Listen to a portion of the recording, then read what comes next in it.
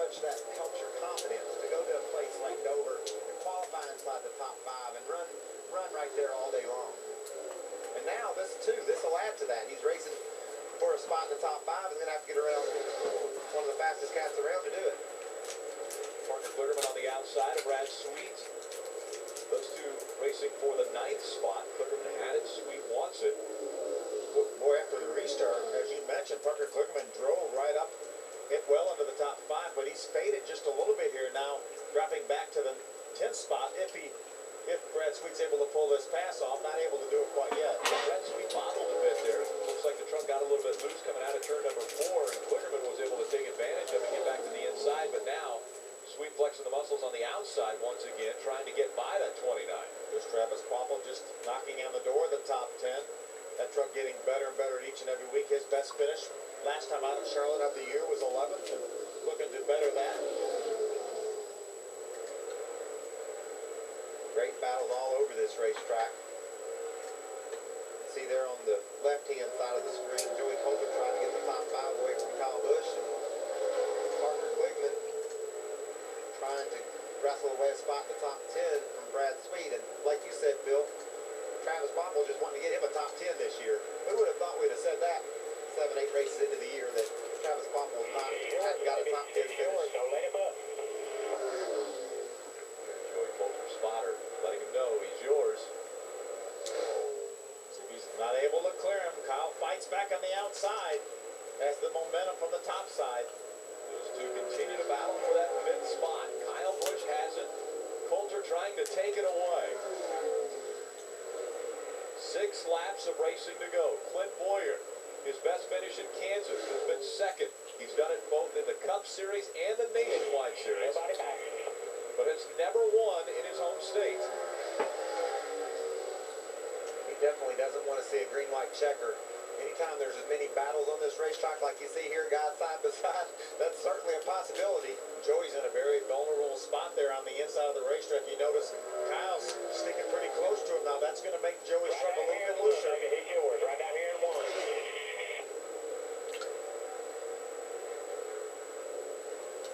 1. The battle's pretty stable though down there. The battle for 5th continues. That time Kyle went up the racetrack just a bit higher, exiting turn 2. His momentum keeps him in front of the 22.